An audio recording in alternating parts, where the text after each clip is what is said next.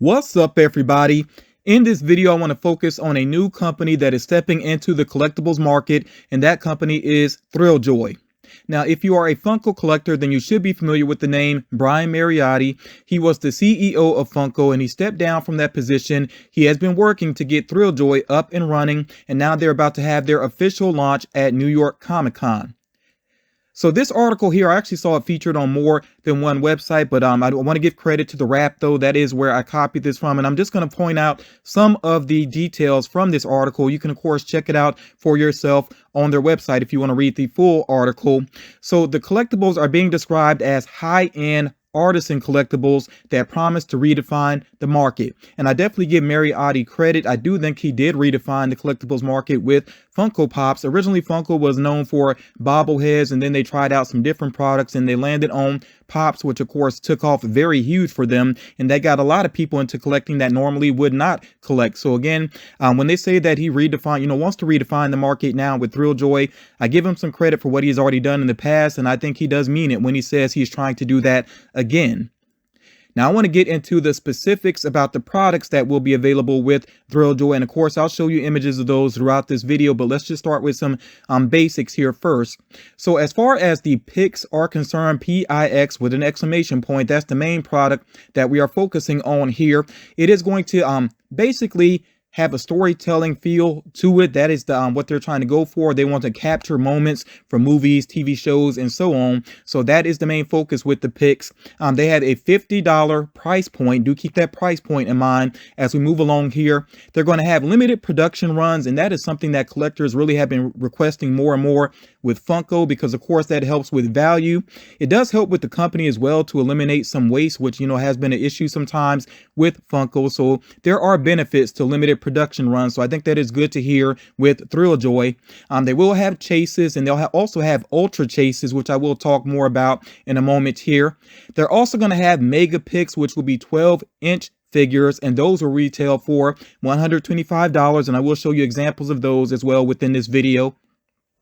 And then they also are going to have Thrilljoy threads, so they will have apparel available, and even with the apparel, they're going to be limited pieces, which I think is pretty interesting. So yeah, this is, like I said, some basic information from the Wrap in this article. You can check out the full article for yourself if you want to get more details here. The first figure that was revealed by Thrilljoy is actually their mascot, Blue. So I saw this image on the left, and right away, it just reminded me of Funko. It has the black eyes, except they are oval instead of circular, of course. And Funko has done a Yeti before. They've done, their Bigfoot line, and they had the Yeti there in the mix. It also kind of reminds me of Abominable Toys. They do their Yeti figures and Bigfoot figures. This character, though, he just happens to have horns for some reason, and he's dressed like he has a day job. But other than that, this really reminds me so much of the Yeti from Funko, and like I said, Abominable Toys as well. So this honestly doesn't appeal to me very much. I'm very surprised that this is the mascot that they are going with. It also reminds me of the Wetmore Forest characters that Funko did previously. They had Pops, and they had plushies. They even had children's books. Other than him wearing clothing, I feel like Blue could almost fit in with these characters, but maybe that's just me. Like I said, I don't really find this mascot too appealing. Here are some of the products featuring Blue, of course. So you see the Pix there in the upper left. And of course, the Pix, they do come in sort of this frame. It's kind of like you could say like an art frame, or maybe more like a TV frame, maybe there. And they do come along with collectible cards there, which the collectible cards are something that I'm not too interested in. I think some people might be into that. It is kind of cool that the card holder is actually magnetic. That is a nice touch there. I think the front is magnetic as well, where you lift up the tab there. So cool touches there with the packaging. In the bottom left there, you do see some of the mega picks, the 12-inch figures there. And what's interesting about those, I do notice that he has different items that comes along with him, and it does seem like if you look at the figures here on the right, like the hands can be switched out. I do like touches like that, with these type of collectibles. Now, something else you're noticing here is that we do have Blue here dressed as other characters. So we have him here dressed as Freddy Krueger with a chase, and then also dressed as Leonardo from the Teenage Mutant Ninja Turtles with a chase that is Michelangelo. And I do like that with Michelangelo, the hands do switch out there for the nunchucks. I do have to point out, though, that I think he looks very awkward dressed as characters. One thing that's great about the character Freddy Funko, that particular mascot, is, he's just a simple human character. So it's very easy to dress him up as other characters and it just works. And of course, Funko now has Franny Funko as well. And, I'm sure they'll have her dressing up as different characters as well in the future. So yeah, I think that works really well with Freddy Funko. I'm just not so sure about this blue character dressing up as other characters. For me personally, it just looks a little awkward. Now, focusing some more on the design of the pics. Again, like I said, they come within a frame. They have a background, like, again, they're trying to capture a storytelling moment. So I do understand that. This also immediately reminded me of an older product that Funko had, and I don't have any of these in my collection. This was well before I started collecting. I think you can track these down, but they seem to be kind of high priced on the second market, some of them. But it was a line called Funko Vision, and you notice that they are within the TV. So it kind of reminds me of that framing, that they're doing there now with the pics.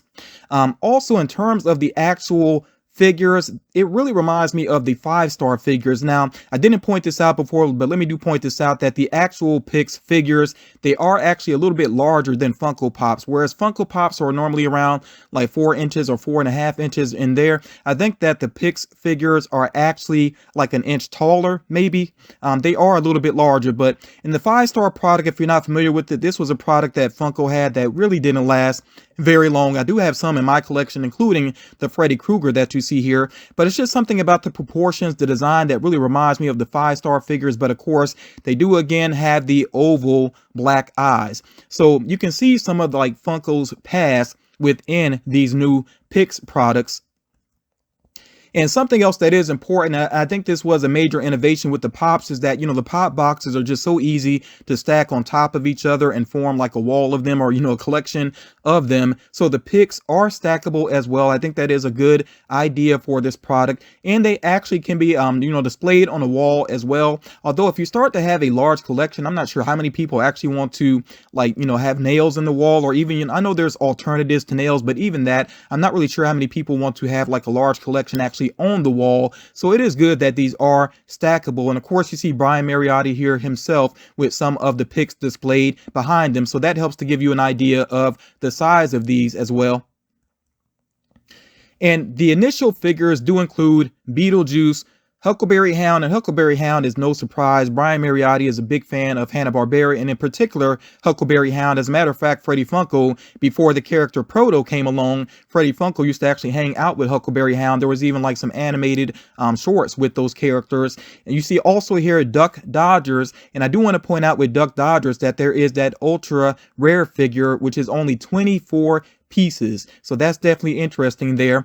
And I will be showing you some of the other figures that are going to be available initially with Thrilljoy, but make sure that you do check out their website as well. Now, remember that the pics are meant to represent particular story moments. So I did notice something a little bit odd about the Beetlejuice. Now, with the chase there, you see that, of course, he has the hammer arms that are starting to roll out there in the sort of carousel type head, that moment from the movie. But I noticed with the background that the background is not different. You notice with the Huckleberry Hound, with his chase, the background is different. So they didn't do this with Beetlejuice. I thought that was a little bit curious, and maybe I'm nitpicking there, but I just think that, the company should be consistent with that. Again, maybe it won't bother some people. Maybe that's a nitpick, but I just noticed that with this particular one. And again, like I said, the background does change for some of them. So here with Gandalf, his chase background is different as well. And you should be noticing the counts here, 5,000 limited pieces. Again, they're trying to keep things limited. Some of them are 6,000 pieces. That Huckleberry Hound, that was just 3,000 pieces. So different limited counts, like I said, that may appeal to some collectors. Me personally, though, when I think high end, I don't just think, the counts. I think there has to be more to that. But, it does seem like they that these are, I haven't had them in hand yet. I will say that I haven't had any pics in hand just yet, but people are saying that it really does feel high quality, that the framing, does feel high quality, even the collectible cards and everything. They say it all feels high quality. So I definitely will take them at their word. And I will say that this Harry Potter frame here does look very nice. I got to point out one thing that bugs me a little bit with the design of pics. With the human characters, especially, I think the oval eyes, they look a little bit awkward. Maybe not so much in the pictures here, but I have seen some people actually share the actual pics. Some people have gotten them early, and I think these eyes on human characters, it's just a little bit awkward. Even the pop eyes, originally those took me some getting used to, but yeah, you let me know how you feel about these. Personally, I just think these look a little bit awkward now, but maybe I'll get used to seeing them. Some of the chases will be different characters. I gotta say, this is something I've never been a big fan of. I know that Funko has done this before. You notice here with Leonardo, it has a Shredder chase, a different character. I feel like if you're really into Teenage Mutant Ninja Turtles, you would want both of those characters. So what I'm getting at is, imagine you spend $50 for Leonardo, you end up with Shredder. Maybe you're happy about that, but you still want that Leonardo. You would have to, of course, give up another $50 to get him. So that's why I'm not super crazy about the chases being a completely different character. Even here with, Samurai Jack, you see that they have the Armored Jack chase, but then that had that Ultra figure 24, and that is actually a different character. Maybe when it's an Ultra chase, maybe that's not as big of a deal. I'm not sure. I definitely want to hear from you all how you feel about this. I know that, again, that Funko has done this before. One that comes to my mind is they did Princess Leia with the speeder, and then they had a chase that was Luke Skywalker. It's kind of funny that, they almost looked exactly the same, not too different from each other except for her eyelashes. But yeah, that's the time that Funko's done that before, and maybe they've done that other times. But like I said, for me personally, I'm not a big fan of this. I definitely want to hear, though, what you think about them doing this with chases being different characters.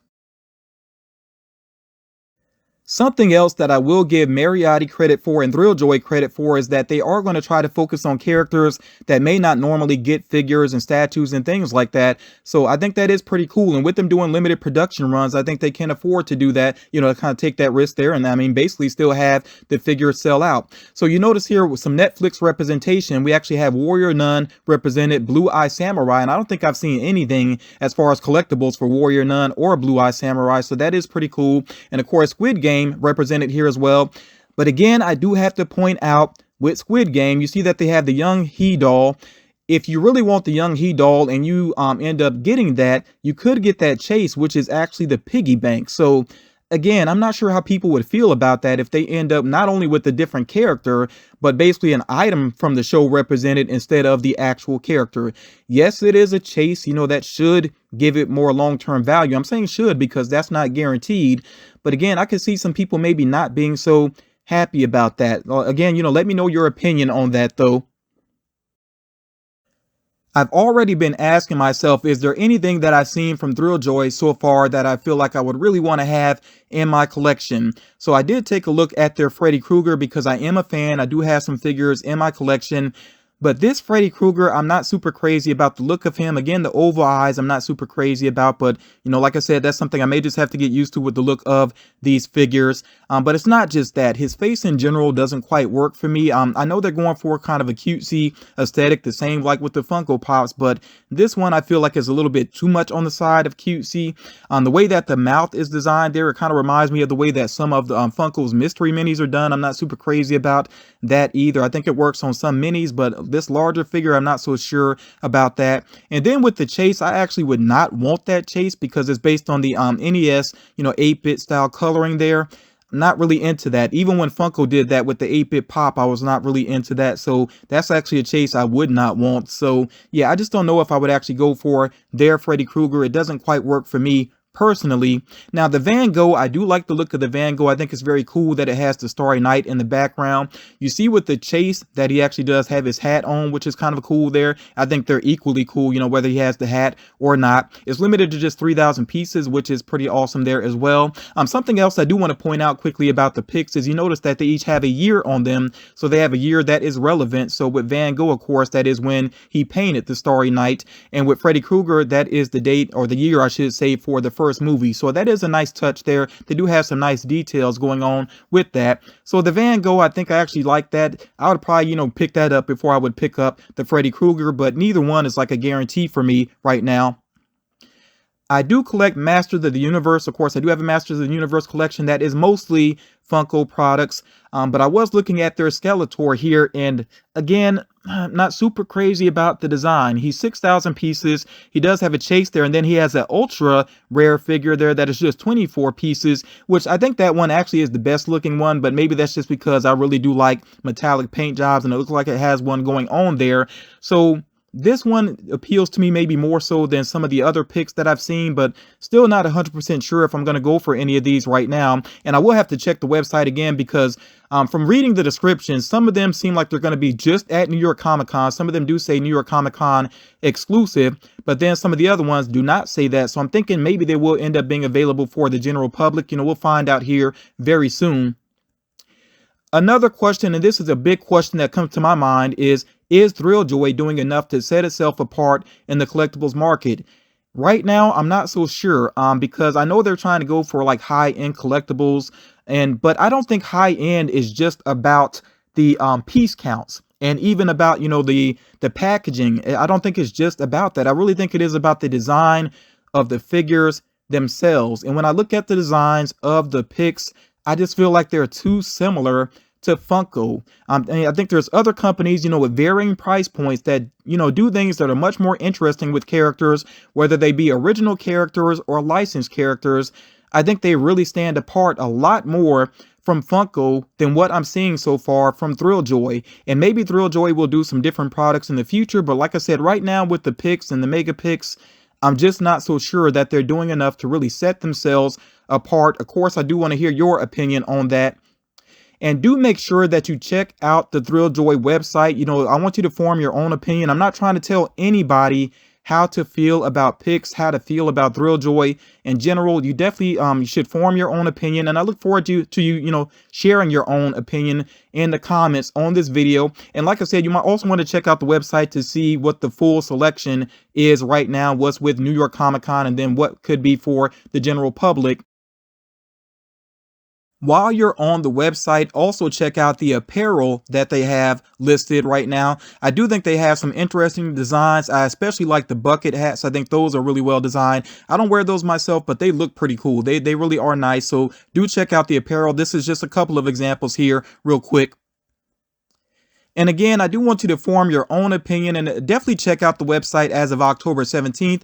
I know I am because that is when they're debuting at New York Comic Con. So there may be some things that go live on the website. I'm definitely going to check to see if anything goes live and if there's anything I decide that I want to pull the trigger on. And again, maybe I will do a review in the near future. We'll see what happens with that. But I definitely want to hear your opinions. Are you going to try to add anything to your collection from Thrilljoy? What do you think about their designs? What do you think about their price points? Just any ideas that you want to share, please drop those in the comments. Thank you all for taking the time to check this out, and I will talk to you all again real soon.